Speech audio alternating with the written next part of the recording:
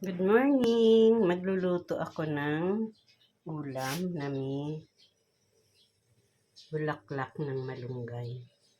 Ayan, kasi kahapon nagtutol kami ng puno ng malunggay dahil ang dami ng bunga sa taas. Tapos ayan, oh, sayang naman yung bulaklak. First time ko magluluto nito, although naririnig ko nga na ginugulay din yung bulaklak ng malunggay. Tapos meron tayong dahon. At meron tayong 2 piraso ng pritong bangus. Ayan, nagpakulo na ako ng tubig. Lagay na natin itong sibuyas at luya. Tapos lagyan natin ng asin. Ilagay na natin itong dahon ng malunggay.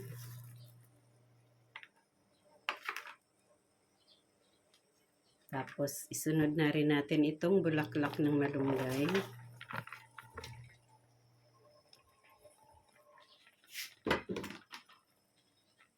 Tapos, ilagay na natin yung pritong bangus. Ayan. Takpan natin at pakuluan. Ayan, luto na yung aking nilutong ulam. Yung may bulaklak ng malunggay. Ayan, titikman ko na. Thank you sa panonood. God bless.